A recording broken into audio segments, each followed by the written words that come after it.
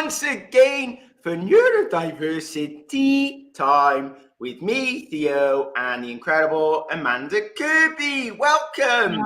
Hi, everybody. How are you, everybody? Come and say hello. Say good morning, good afternoon, good evening, wherever you are. Come and tell us how your week's been.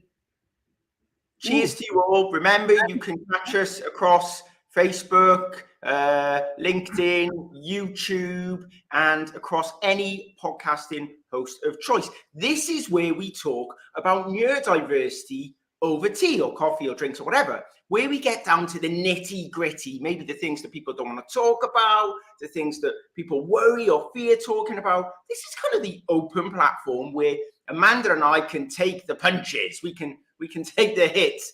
We don't mind. Throw us anything at us. We're very happy. Ask us some questions. Debate, discuss. We're here for you.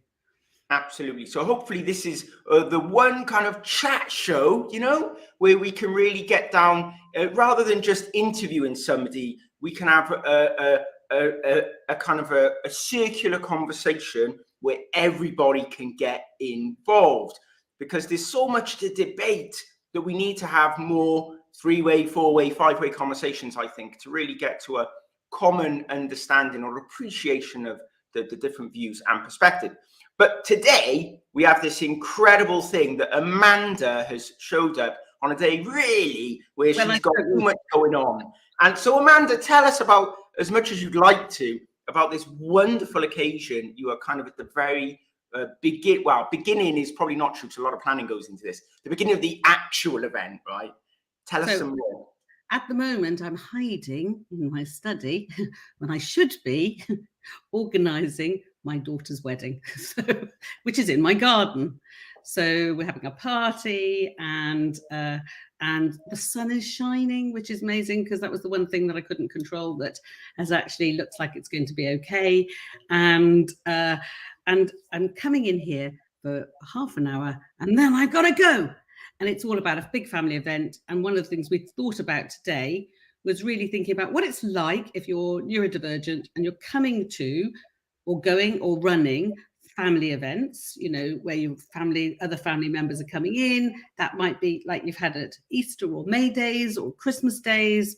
This weekend, I've got family coming from everywhere. And one of my grandchildren is neurodivergent. We've got my son, you know, lots of people around. Thanks, Martin.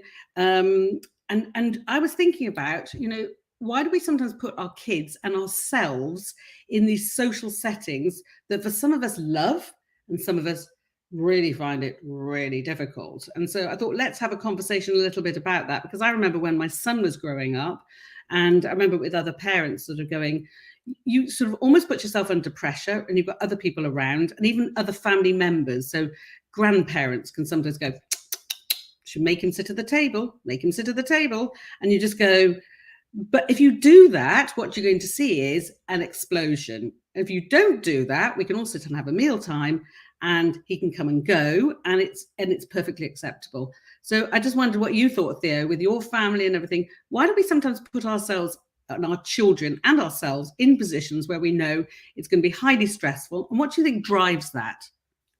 Oh, absolutely. It's just sometimes, even though you know what is right, the external factors and pressures can make you make poor decisions. Even though you've had a lifetime of knowing that that child is going to struggle and have a meltdown potentially, or however you want to define it, right? They're going to struggle. Their stress factors are going to be impacted. And therefore, there's going to be a cost to that. That cost may be at bedtime. That cost may be the next day. That cost may be in 30 minutes where they do something. And the problem is, you push it down the road because you don't want everybody to go, oh, they've sent their child off to play on the pad or whatever, on a computer or sit in a room. Why are they not out with all the other children? And you push that down the road. And then the thing that happens where they completely and utterly struggle, they may cry, they may kick something over, they may hit another child, whatever it is, that you then wish I just had to put them in a room, because now all the parents are looking at you as a bad parent who can't control your child, blah, blah, blah, whatever. And even though it's family, sometimes family can be the most critical. They don't mean to necessarily, They're the ones who got the big eyes on you going, make a mistake, make a mistake. Go on, go on. And it is that thing, because I remember when my son was growing up, and I knew that if we'd had a family event or a party or whatever, even if it was for his birthday, I would know the next few days he would be completely wiped out, you know, absolutely knackered, completely wiped out. And I learned over the days, over the years, was that we needed really quiet time the following couple of days. We needed time for recovery, you know, and also make it short, make it brief. Don't set your children up or ourselves to fail in a way, putting ourselves in those situations.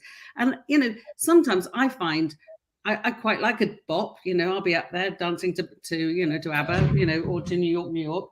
I'm coming now. This is my bride. She's just coming through the door now, and she's looking at me going, "Where are you, Mum? You should be." I'm coming now. Right, she's transforming the world for the better. No, I may have to go. I think that I'm looking like I should be somewhere else. So yes, you should. I think I might have to leave you. Give us your final words then, Amanda. Give us your final words. Final words are just allow people to be comfortable and don't set people up for failure. But I think I probably have to go. Amanda, that's amazing. And thank you for setting up the conversation today. And have a wonderful time and let people just do what they want to do. Party! In whatever way they want to. Bye. Love you, Amanda. That's brilliant. Thank you so much.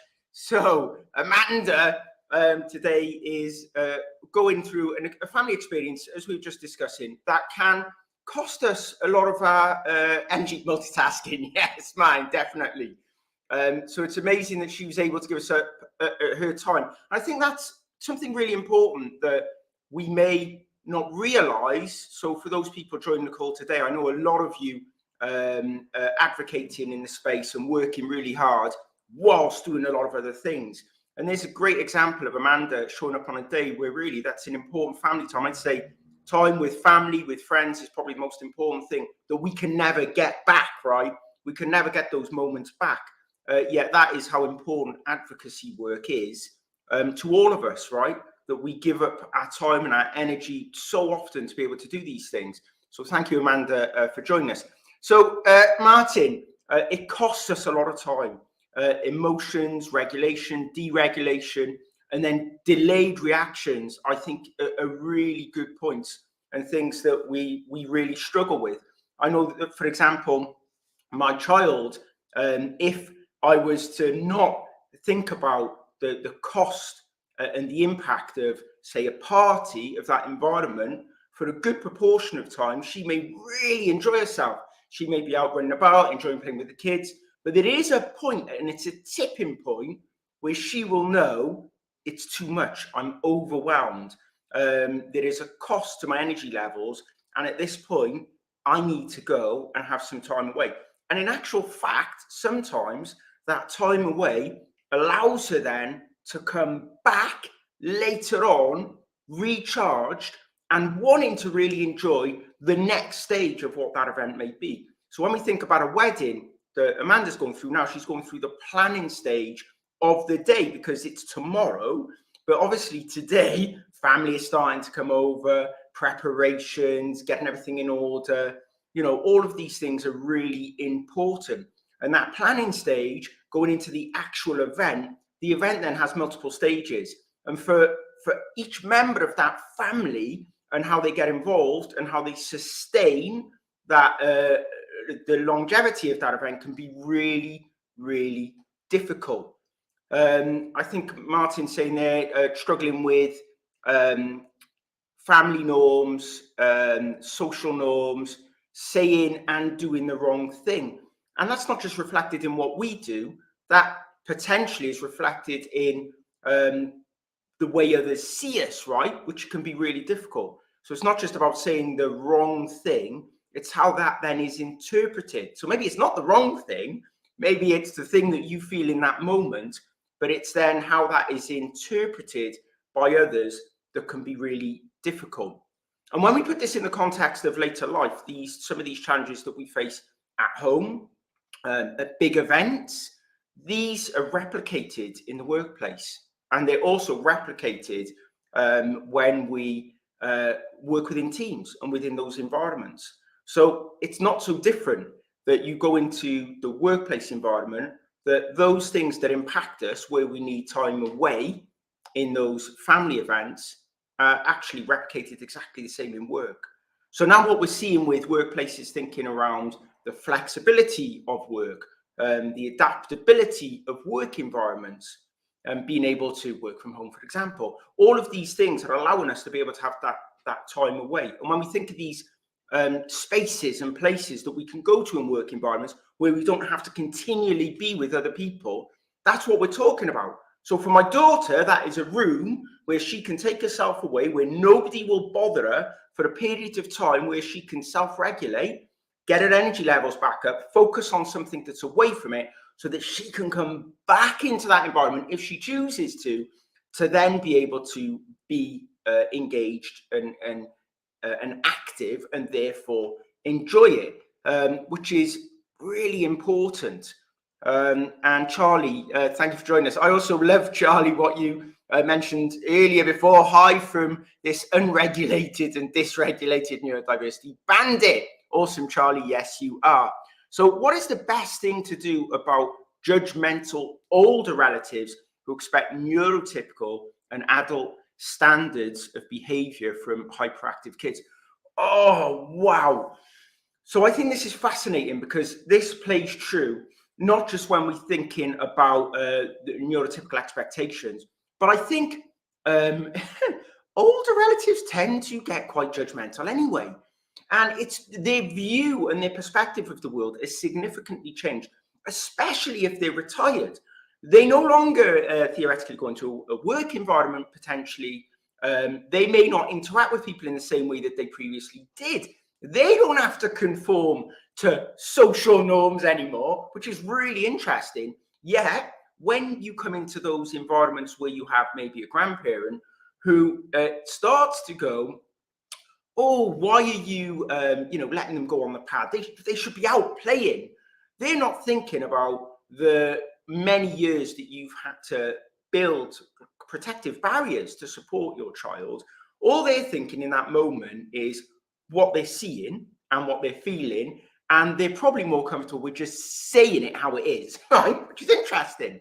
But the problem is, you then are impacted by what they're saying because it's in a public domain.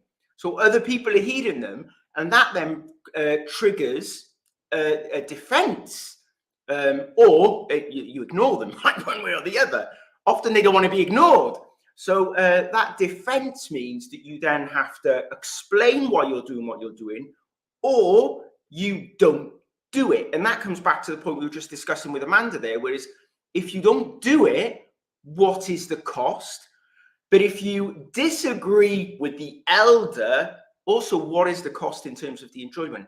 And if that individual within that family context or friendship context continues to make these comments, actually, they take away from your enjoyment of that evening or event, which then can be really challenging, where you are on the defensive, constantly trying to support your child, when you may also be facing challenges yourself through what's going on in that environment, which can be really, really difficult. So thank you very much for sharing that, Charlie. And also, so you've gone on to say, my kids were allowed to play outside in the sunshine at my second wedding, and my husband's nan was horrified. See, this is it.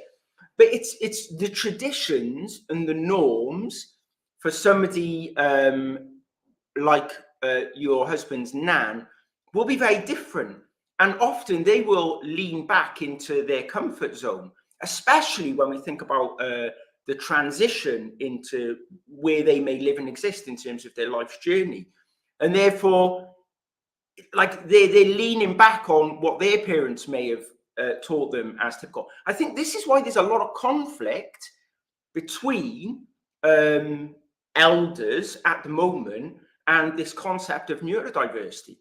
I think it's really difficult for them to rework their whole brain to see the world in the way that we're now talking about it.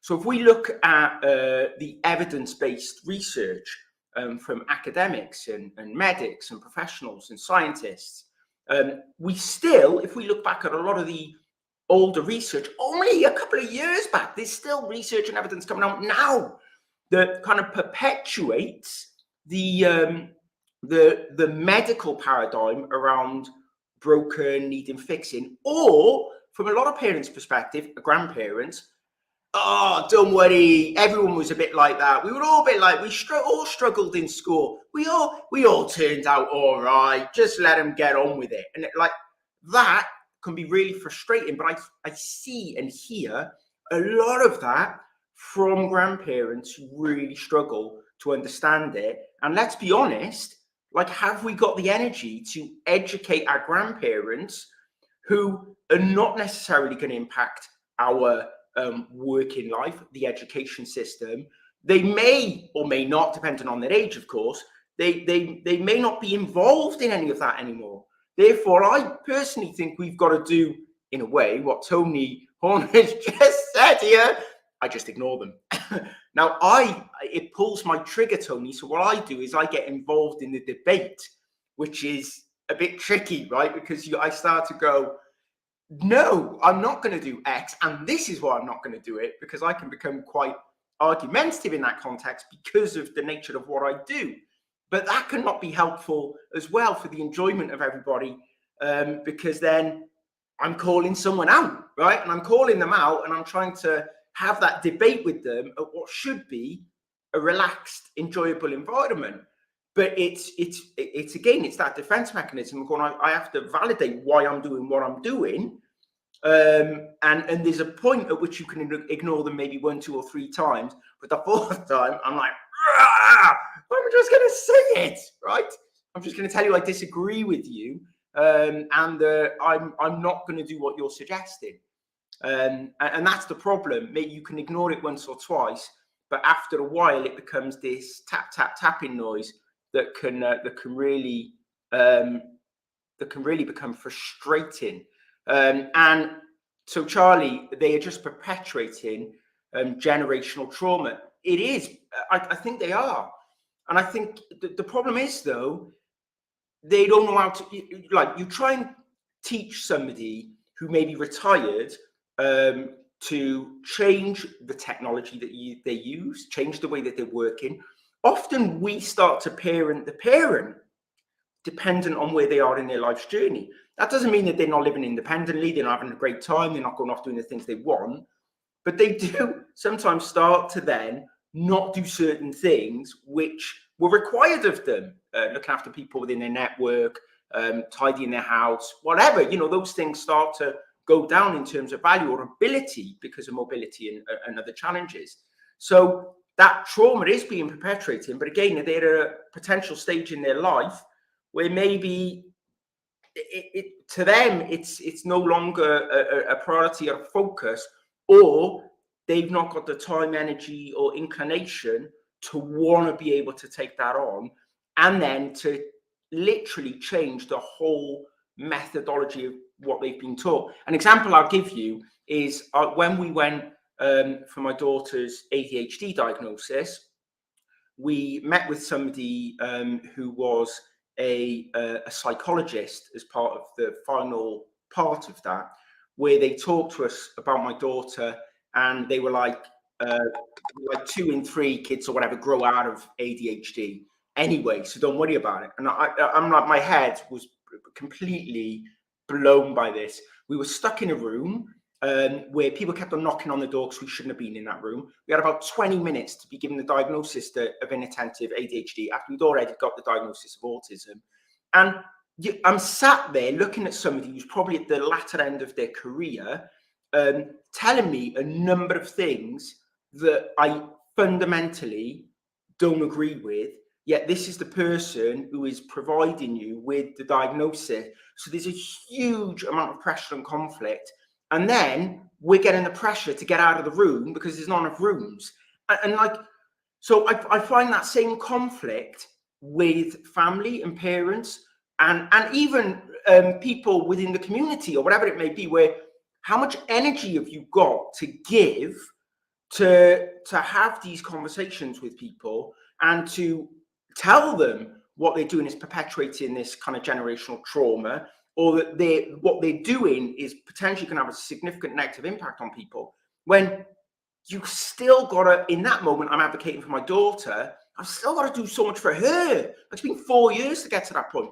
So sat in a garden having a barbecue, there's so much more I've got to achieve in life than having these debates and conversations in the garden, in your own home, right? And I wonder how this is affecting a lot of people in the community, advocating if these are the battles you're having to do in your community, with your school, for your children, or in other instances and environments. You know, how does that impact on your ability to continue to do the positive work that you're doing without it completely and utterly not diminishing your energy levels?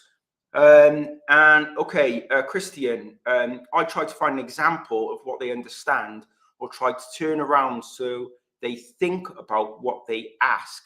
Not always works because of the visual state of my mind.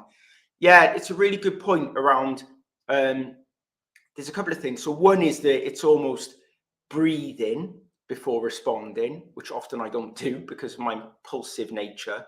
And therefore trying to step back from the moment, accept that they've said something, think about it, and then go back with a response, or decide not to.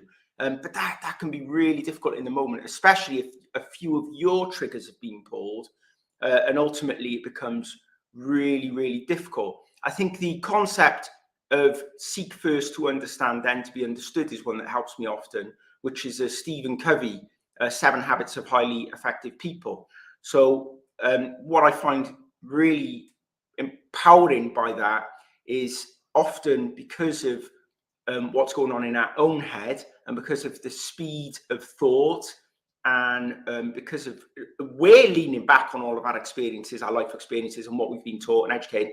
Because of all that's going on in your head, and for somebody with ADHD, that's like, we often may, or certainly me, from my personal perspective, I may not be giving the time and consideration to what the other person is trying to communicate to me. So having that in mind, to step back and to think, how can I better understand what this person is trying to tell me in this moment? Because it may not be what I think it is. And therefore it may be pulling a trigger for me, that's making me respond in a way that is further perpetuating this negative feeling within that environment and those conversations. Really hard to do, especially, you know, if you're in your garden relaxed and you're enjoying it, and these come at a point that surprise you, and they can be very frustrating. But that's something certainly that I use often as a technique to try and help me in these situations, to think, have they just said something? Does that thing that they've said have very little thought or consideration, or actually does it come from something deeper? And therefore I can try and understand what that is, and if I can understand it, then we will find some area of commonality in terms of our appreciation of each other in that moment. And I think that it's the same idea that we need to bring into the workplace, and even into the education setting. When we've been working with the school to advocate for my daughter, I'm always trying to think of what that teacher that sat in front of me or sending that email, what has their day been like? What is their workload like? When they come to me with this view that I may find really difficult, why do they not have the same understanding or appreciation of that I do?